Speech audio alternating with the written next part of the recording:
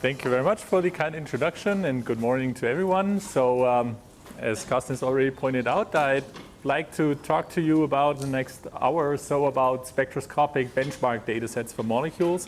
And I will be mostly, I should maybe switch on my, now is it on? Yeah, okay. Do you hear me now? I can do that. Can you? Okay. Okay, is it now better? Okay.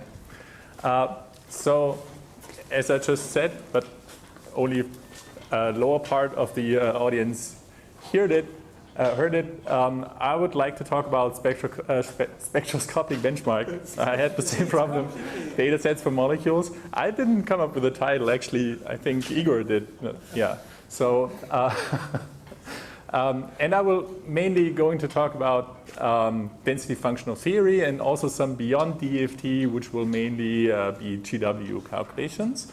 And I would like to talk to you about whether, and if yes, how well you can calculate ionization potentials and electron affinities of molecules with DFT or with GW, right?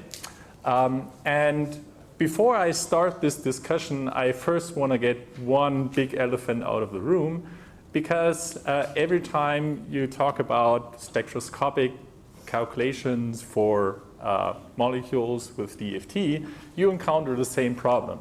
You talk about a band gap, and everybody talks about a different band gap. Okay, so let me talk about what DFT should do right.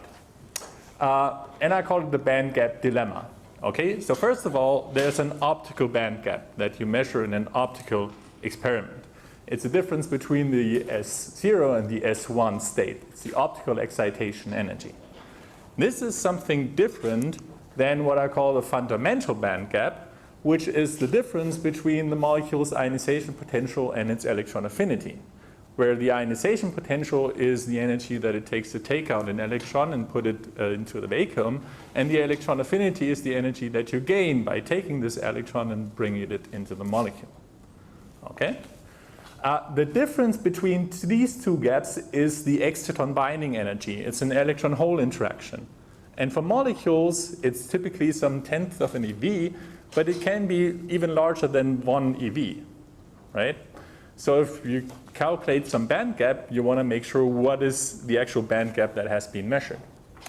The problem within DFT is that we tend to do a DFT calculation using some functional, and then we get HOMO-LUMO energies, and then people try to relate those HOMO-LUMO energies to any of these gaps. Now, assume we had the exact functional, okay? And we would calculate HOMO-LUMO energies, a HOMO-LUMO gap in Kohn-Sham theory. It will not equal either of the two. It will not equal the fundamental band gap, and it will not equal the optical band gap. Okay? The difference between the exact Kohn-Sham band gap, so the HOMO-LUMO gap in Kohn-Sham theory, is to the fundamental gap is called the derivative discontinuity. It's just there, and it can be 1 eV. Sometimes it's less, sometimes it's more, but it's not the same thing, okay?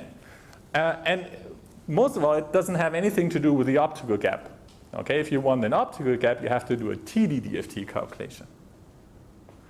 Sometimes the derivative discontinuity and the exciton binding energy, if you're lucky, are, well, on the same order of magnitude, and then you find a HOMO-LUMO gap that equals an optical band gap, especially for B3-lip and some organic molecules. This is often the case, and this is why people do this all the time. But please don't do it. Don't calculate a HOMO-LUMO gap and compare it to an optical gap. It's two completely different and unrelated things. Okay? Don't do it. So that's the first thing. The second thing that you have to realize is that when you go from a semi-local DFT functional to a hybrid functional, you're using two different theories. Okay? On the one hand, you do Kohn-Sham theory for semi-local functionals.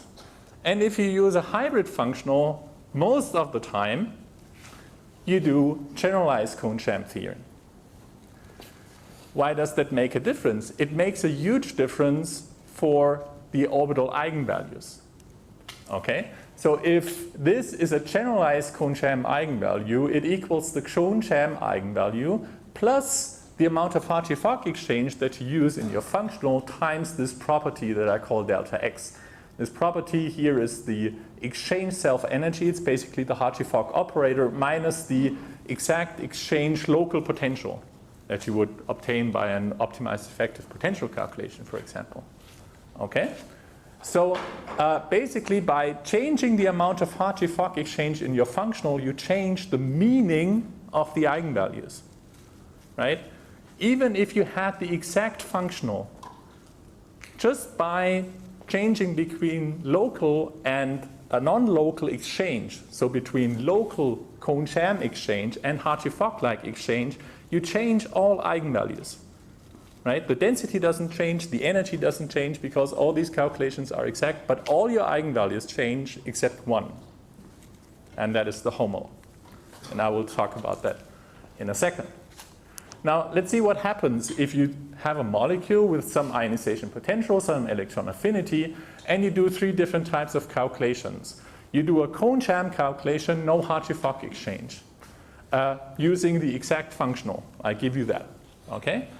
You do a Hartree-Fock Kohn-Sham calculation. That is a Kohn-Sham calculation where the exchange is treated non-locally in a Hartree-Fock-like manner. So you take 100% Hartree-Fock exchange, and the correlation is treated in a Kohn-Sham manner, but you still have the exact correlation functional, so this calculation is exact. It gives you the same density and the same energy. It's exact. Okay? And then you do a generalized Kohn-Sham calculation where the amount of Hartree-Fock exchange is something between 0 and 100%. Still exact. All 3 give you the same density, the same energy. What will happen to the eigenvalues? The HOMO eigenvalue will be the same in all 3 approaches. This is called the IP theorem. It's a very fundamental theorem in density functional theory. Why is that?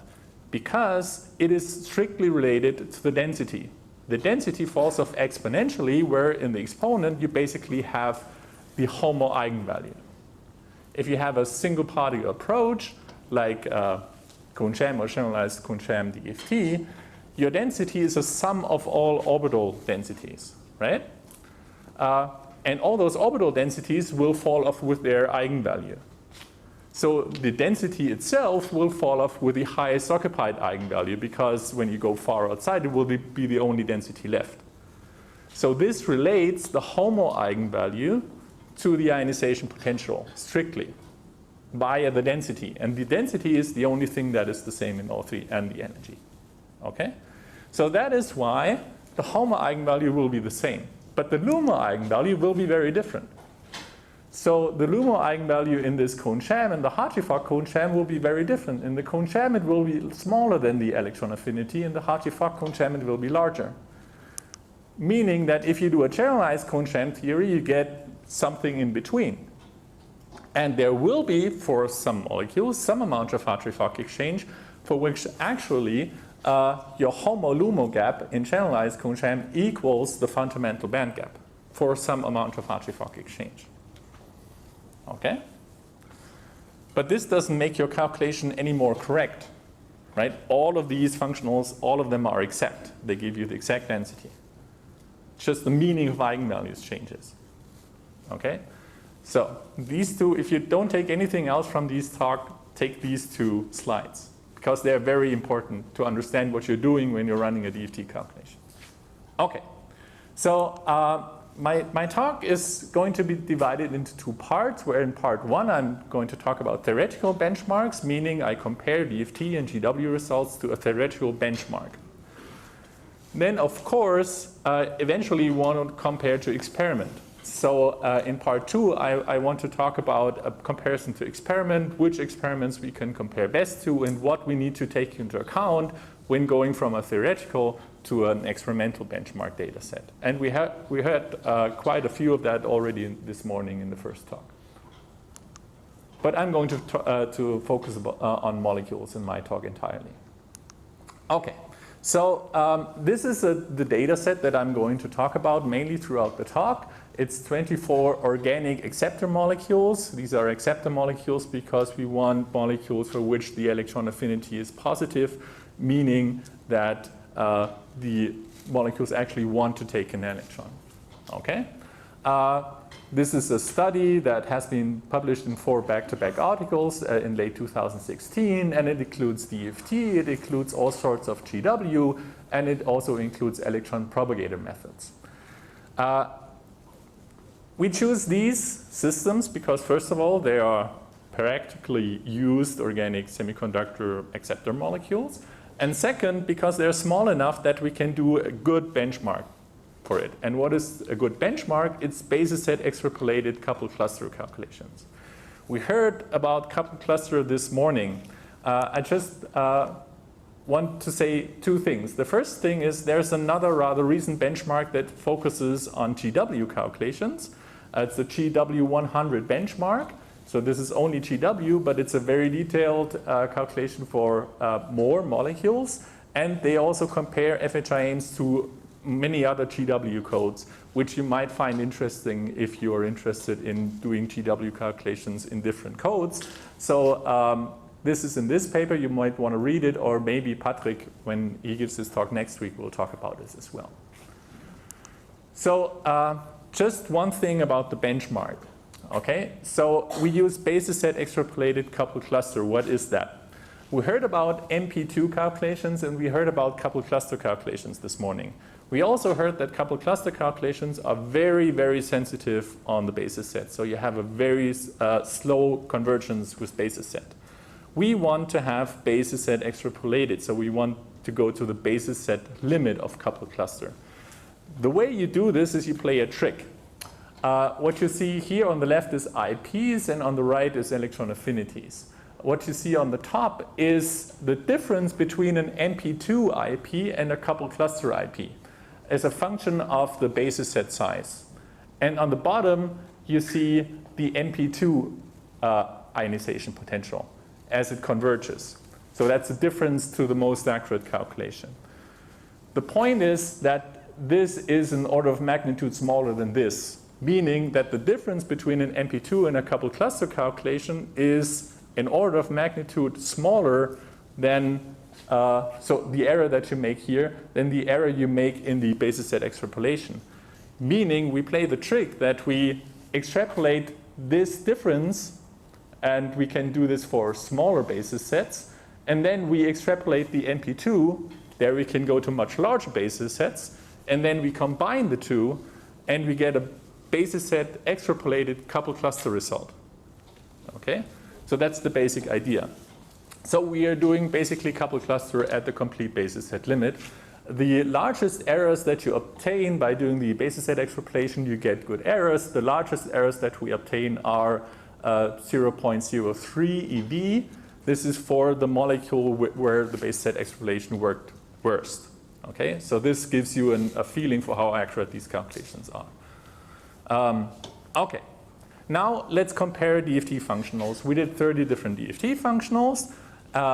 And this is a lot of data, so I want to show it in a certain way.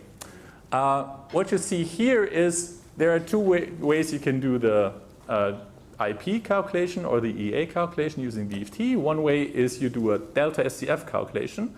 So you do the calculation for the neutral, for the cation, for the anion. You take the energy differences, and this way you get the IPs and EAs. The second thing you can do is you can just do a calculation and then take the HOMO-LUMO eigenvalue and compare it. Okay? So what is plotted here is here's the delta SCF minus the coupled cluster benchmark, and here's the negative HOMO minus the coupled cluster benchmark.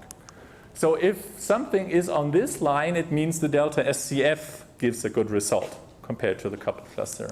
If it's on this line, it means the HOMO gives a good result compared to the coupled cluster. If it's on this line, it means that the functional is consistent in the sense that its HOMO equals its delta SCF result. Okay? Of course, the exact functional would give us only results at the center where everything is 0. Okay? So now we start with semi-local functionals. This is basically the result that you get from all semi-local functionals that we have tested. And what you see is that generally the HOMO is much too small. You sometimes get the delta SCF right by coincidence, but there's not one functional that works significantly better than the others. It's a pretty large spread. You can't really say, okay, choose this or that semi-local functionals. The HOMO eigenvalues are all too small, and delta SCF, sometimes you're lucky. Okay? The same is pretty much true for the electron affinities. Okay? So probably not a good idea to use semi-local functionals. So let's do it more accurately. Let's do hybrid functionals. And I start with global hybrid functionals where the amount of Hartree-Fock exchange is globally the same everywhere. So you mix in 10, 20, or whatever amount of Hartree-Fock exchange. These are the ionization potentials, and these are the electron affinities. And you see there's clustering of results. And basically, if you look closer, you see there's a trend with the amount of Hartree-Fock exchange that you use. So for the ionization potentials, the trend is rather clear. Basically, your HOMO eigenvalue goes down, so the negative HOMO eigenvalue goes up as soon as you include more Hartree-Fock exchange. Okay? For the electron affinities, it's a much more complicated behavior, but you can actually understand that. Why is that? Your whole eigenvalue spectrum, including the HOMO, gets shifted downwards as you include more Hartree-Fock exchange, and at the same time, your HOMO-LUMO gap opens up because of what I just said. You include this, you go from cone-sham to generalized cone-sham, and the meaning of your LUMO eigenvalue changes as you include more and more Hartree-Fock exchange. So you have these two trends. The entire eigenvalue spectrum goes down, but the gap opens up, and therefore you get this type of behavior here as you include more and more Hartree-Fock exchange.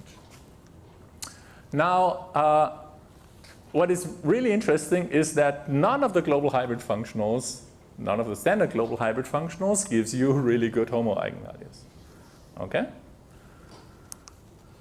Now, you could say, what is the optimal amount of Hartree-Fock exchange that I would need?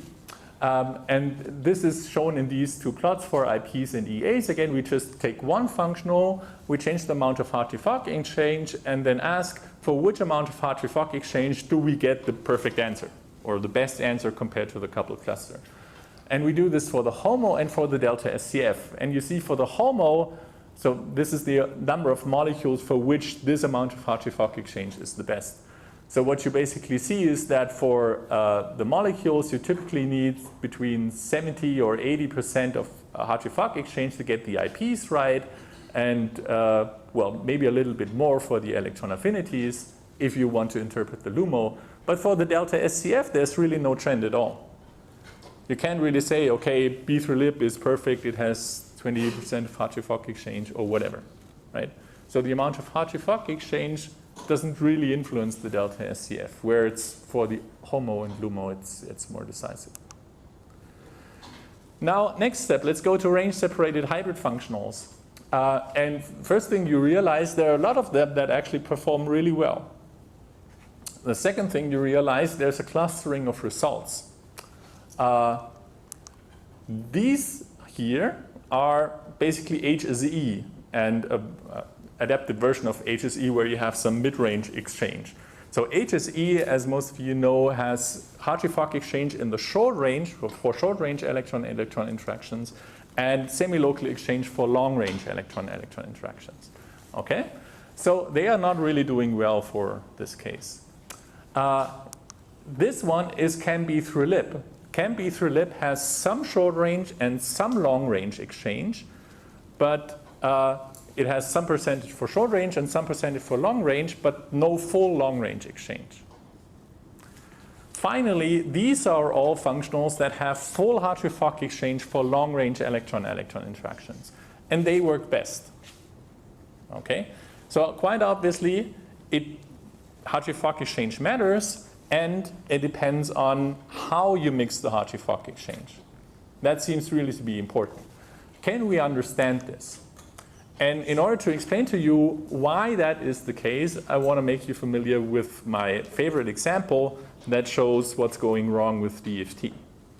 I take 3 helium atoms, okay? Just 3 helium atoms at a certain distance. and I take out one electron. So I create a hole. And then I start increasing the distance r between those 3 helium atoms. Okay? So stretch it apart. And then I want to know what happens to the hole. So I basically look at the charge sitting on the central helium atom. It's a symmetric system, so you would expect the charge would localize at some point on the central helium atom. Okay? I like the system because I can do a full CI calculation for this. It's a rather small system. I know the exact answer. Okay, so this is what happens. The red curve is the full CI. This is the charge on the central helium as a function of distance. And you see it slowly but gradually localizes on the central helium atom. If you do a Hartree-Fock calculation, it localizes very quickly. Just wants to localize and it stays there. If you do a DFT calculation with a standard functional, and it doesn't really matter which one you take, the charge forever stays completely delocalized, and you have 1/3 of a charge on each of the 3 helium atoms. Okay? That is what happens in DFT. Now, how can we understand that? Let's just sit on one helium atom and change the number of electrons on this helium atom. Okay, one helium atom in an empty universe.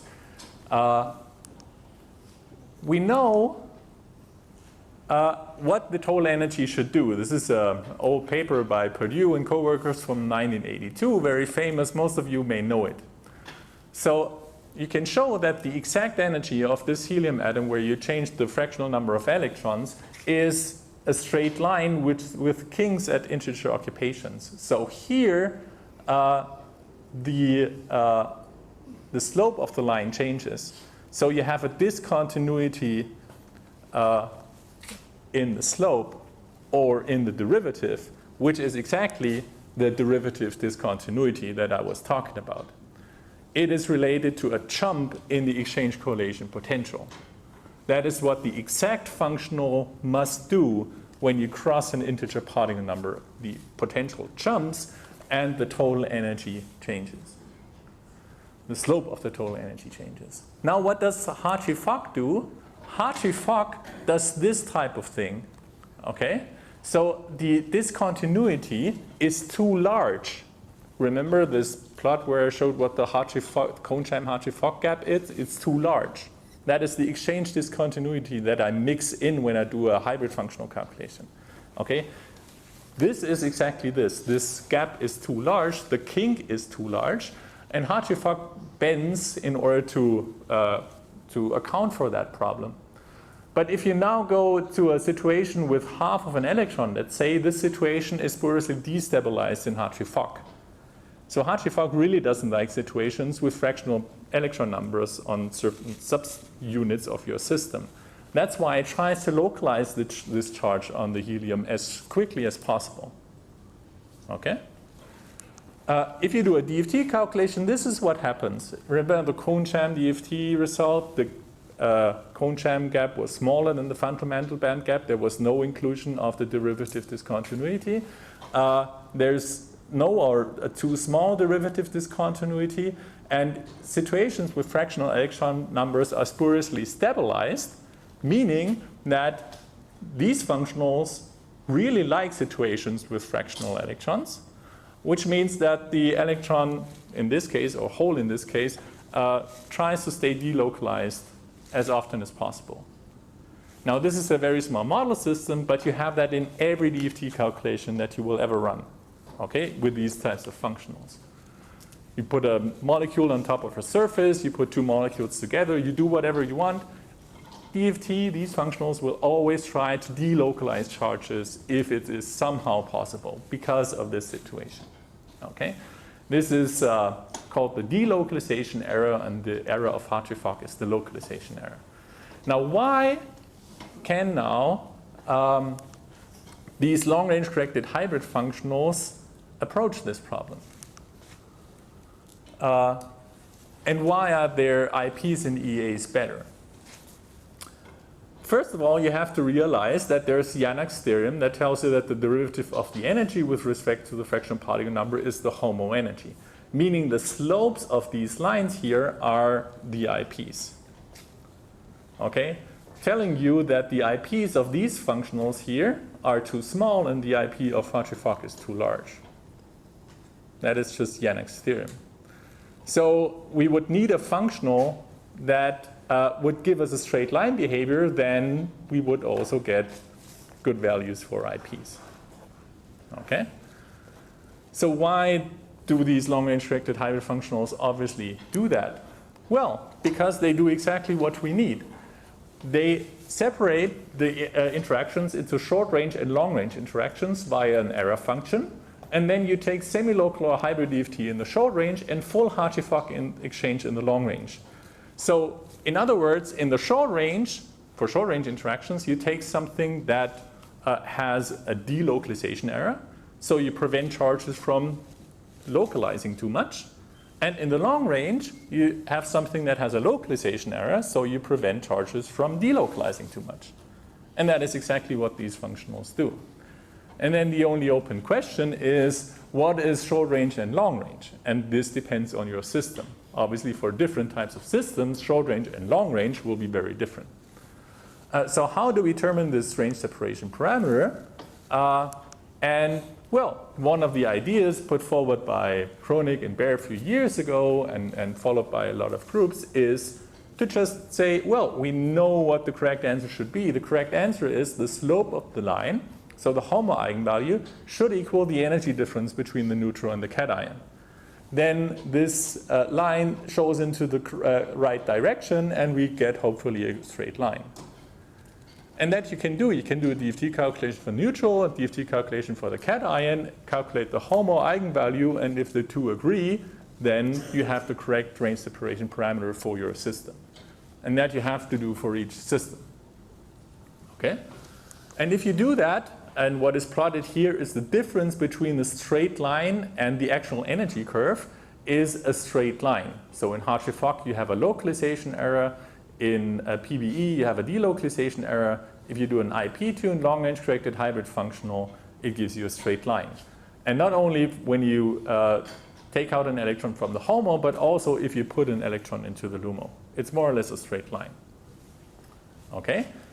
So it's a straight line, and therefore it gives you good results for IPs and EAs because they are related via Yannick's theorem.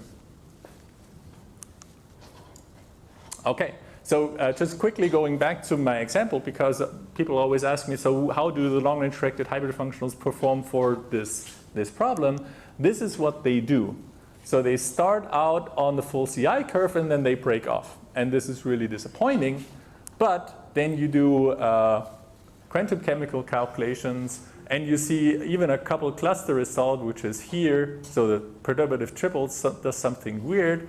The CCSD is pretty much on top of the, well, rather close to the long-range directed hybrid functional, meaning this here is a multi-reference problem, and you don't get that right in DFT.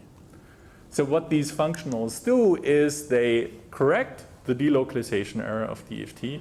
They do not go beyond that. They do not include multi-reference situations. Okay? Also something you have to take into account that sometimes these charge transfer problems are multi-reference problems. Okay, so what happens if we do the IP tuning? If we do the IP tuning, we're on this line for the IPs because that is exactly what we put in to determine the range separation parameter. And then if you do that, so sometimes this doesn't really work. Sometimes we don't find a range separation parameter that gives us exactly delta SCF equals IP. And then we can be a little bit off. But the same thing also gives us good results for electron affinities. Okay. So going back to the benchmark, we see that if we do delta SCF calculations for PBE, then for PBE 0, and then long-range corrected omega PBE, all of them based on the same functional structure, just different mixing of Hartree-Fock exchange. And here doing the IP tuning, we reduce the error. And this is compared to the delta SCF, which generally is much better than interpreting HOMO and LUMO eigenvalues. Okay? So you might still say, okay, this is really strange because, well, okay, I do the IP tuning, but I don't gain that much, do I? The main thing that you gain is these are delta SCF calculations and these are HOMO-LUMO eigenvalues. So that is really important. We now have a functional that not only gives us in delta SCF good IPs and EAs, but also has good HOMO-LUMO eigenvalues. Now I want to convince you that this is really important by showing you an example. And this is the example of TCNQ and TTF. These are the HOMO-LUMO eigenvalues of TCNQ and TTF calculated with some benchmark that we believe. Okay, so the HOMO of TTF is well below the LUMO of TCNQ. If you put one TTF and one TCNQ together, there's no charge transfer between the two, right? Clearly separated. Now you do a PBE calculation or a PBE hybrid calculation. This is what the situation looks like. You have the HOMO of TTF above the LUMO of TCNQ, even for the hybrid functional, and you end up with a charge transfer between the two of a quarter of an electron, which shouldn't be there, quite frankly. It's spurious. It's because you have a functional that does not give you good results for LUMO eigenvalues. And that is why we need functionals that are not only in delta SCF, but also for the HOMO-LUMO eigenvalues give us good results, to avoid exactly these kind of situations. Okay. Now, this was about DFT. Now I want to switch gears a little bit and talk about GW. But I will make use of what I just told you also in this discussion. So I'm not going to give a very deep introduction into GW because you will hear talks about that later during this workshop. Just the very brief introduction. You have an electron. Now you have this creates a polarization around it in some material. And this combination of electron and its polarization cloud is our quasi-particle. And then we have these quasi-particles interact. This interaction is not full Coulomb interaction. It's a screened Coulomb interaction called omega. And this is many particle theory that you can solve. You obtain the Dyson equation that looks like this with the exchange correlation self-energy. And the self-energy can be written in a certain way. And then you need the Green's function.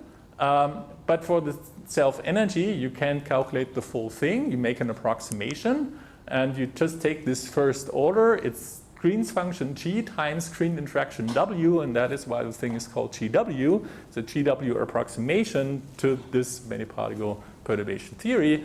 And then you have corrections to it. What you obtain then are the quasi-particle energies from the Dyson equation. Most of the time, these GW calculations are done non-self-consistently, meaning you do a DFT or a Hartree-Fock calculation. You take the orbitals and eigenvalues from this DFT calculation. You plug it into the Green's function here. So these are the orbitals and eigenvalues that you plug in. You calculate once the screening, and you predict once the quasi-particle eigenvalues from this. Okay?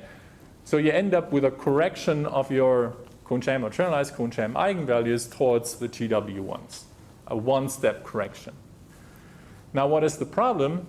If I use a DFT functional, semi-local DFT functional, I just said the gap is smaller than the fundamental gap, meaning the screening will be too large, right? So my correction will be wrong. That is the first thing. The second thing is my HOMO eigenvalue is not really good. Now, this is a perturbation theory, meaning I should start from a good initial HOMO eigenvalue. Okay? So this leads to the problem that if you do a GW calculation non-self-consistently, you can get all sorts of problems, and you get errors. And we checked in our benchmark how large those errors are depending on the starting point.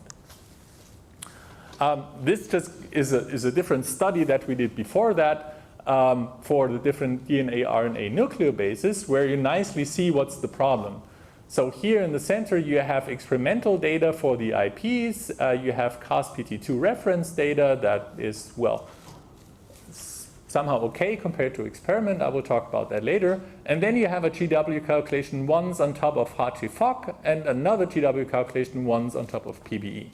And the difference between the two is 1 eV.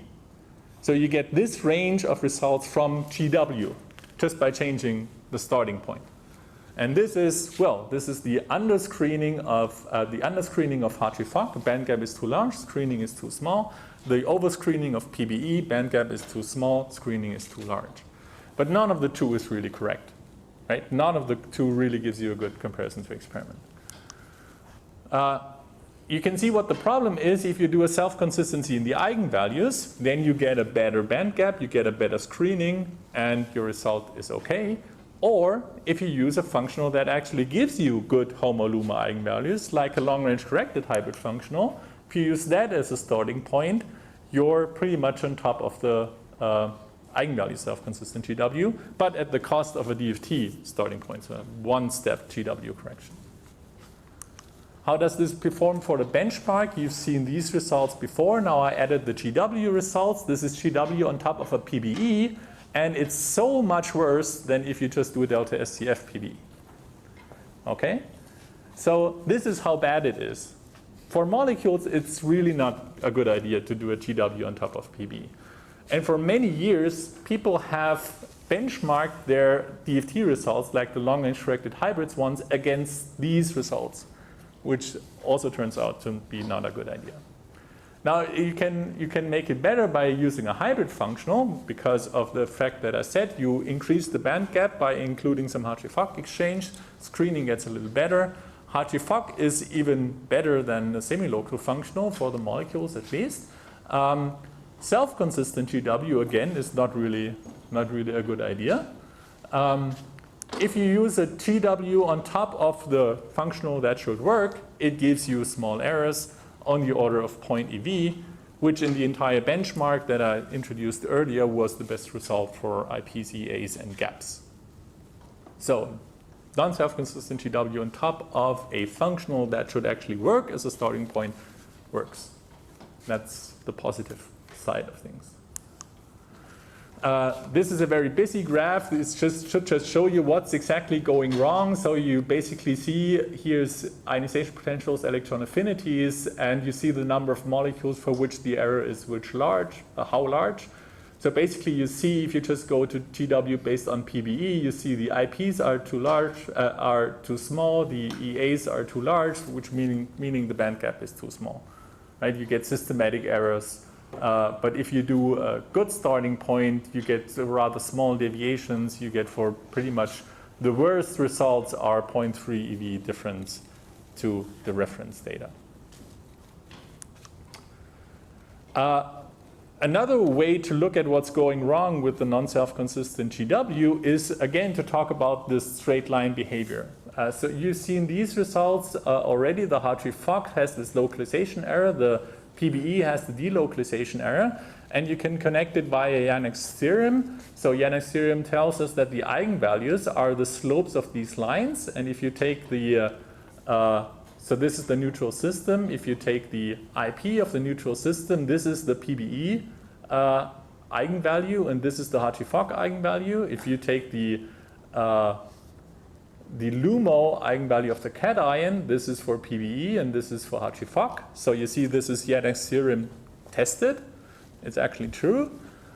But why do I say that? I say that because this way you can also test what GW does. Does GW also have a problem with localization error? Because we can calculate the IP and EA for neutral and cation with TW, and those are these lines here. So the blue line is the TW on top of PBE, and you see it has a small delocalization error.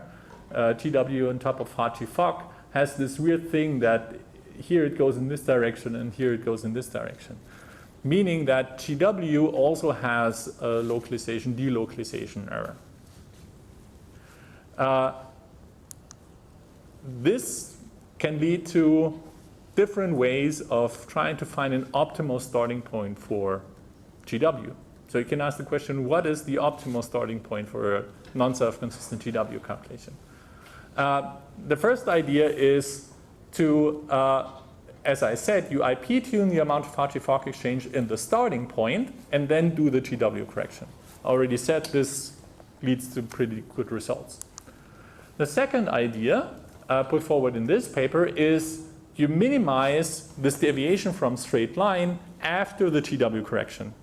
And you choose the amount of Hartree-Fock exchange in the starting point so that after the GW correction, you get a straight line. Okay? The third suggestion is a little bit older from this paper, where you basically say, I don't care about straight line, I just want consistency. It's a perturbation theory, so it should be consistent. The correction should be small, meaning I just look at the HOMO eigenvalue, and then the correction of the HOMO eigenvalue should be 0, meaning my DFT IP should be equal to the GW IP. So I adapt the amount of Hartree-Fock exchange in this calculation. So why do we want to compare these three different results? Because there's an interesting aspect about this non-empirical tuning of Hartree-Fock exchange. And this happens when you look at systems of varying size. So this is IP tuning, USLE tuning, and GW tuning. So let's look at polyenes. We can calculate the localization delocalization error. Here is again the deviation from the straight line, and here are the full energy curves. This is for 4 double bonds in an oligomer with 4 double bonds. Now we increase the chain length, okay? And the delocalization error becomes smaller. We go to 16 double bonds, and again it becomes smaller. So this deviation from straight line error vanishes as we increase the system size. What's going on is we have the delocalization error. Therefore, charges are completely spread out everywhere. So if we take out a charge, it's immediately spread over the entire chain, meaning at each part of the chain we only take out a little tiny fraction of an electron, meaning we're always in this initial slope region of the deviation from straight line. Meaning, if we have an infinite chain, there will be no deviation from straight line, even with the worst functional. Meaning that this IP tuning idea loses more and more of its credibility the longer the chain is, right? Because we don't know anymore what the IP tuning actually does. So we wanted to look at it. How does it actually work? Again, theoretical reference. We use coupled cluster results for reference up to 22 double bonds in the chain. These are the coupled cluster IPs.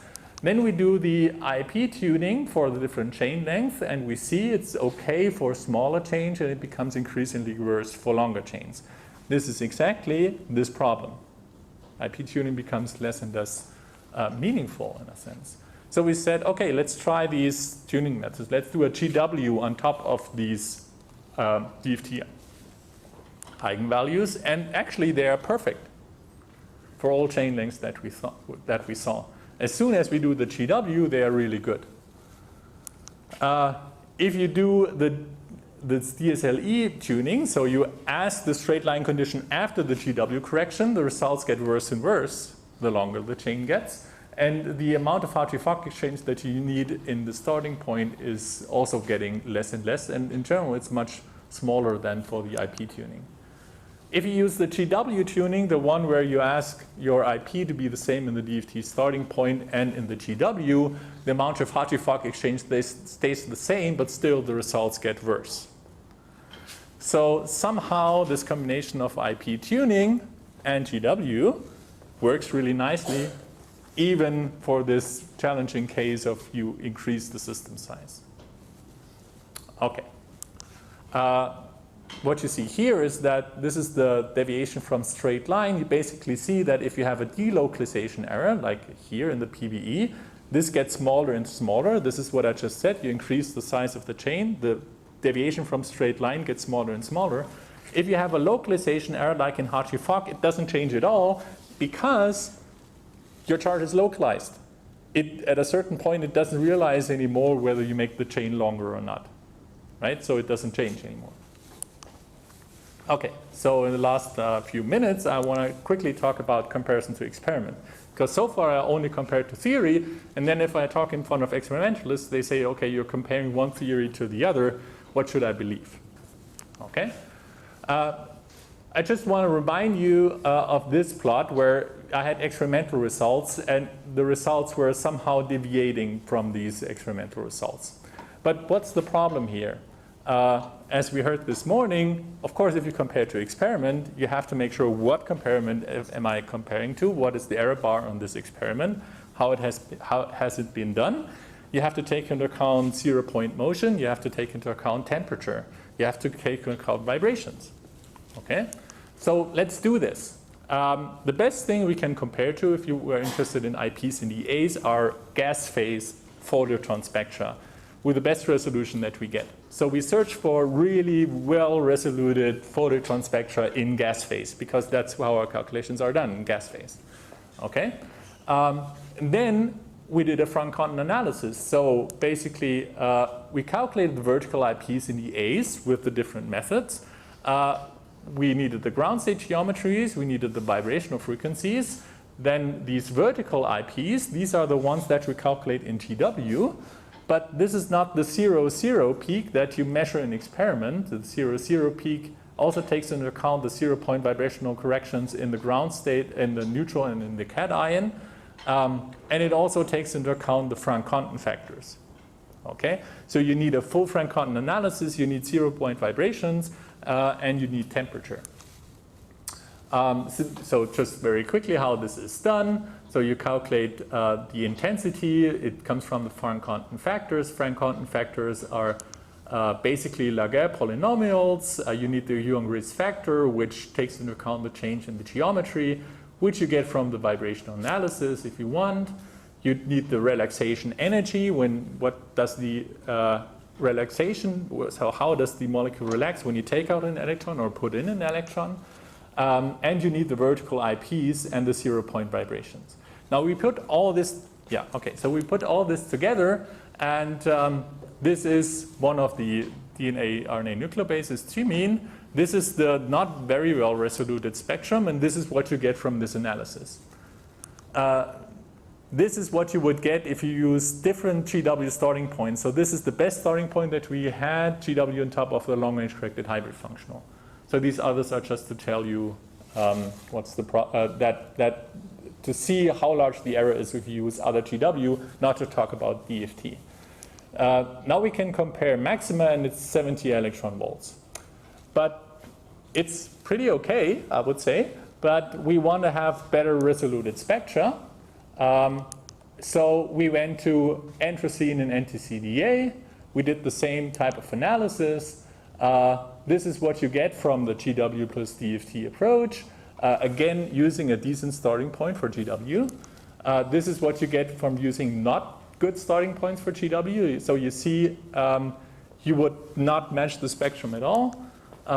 And for NTCDA, it's pretty much the same thing. So we can really, without any input from experiment, except the temperature and the broadening, because the broadening is given by the experiment, we can predict the experimental spectrum from ab initio.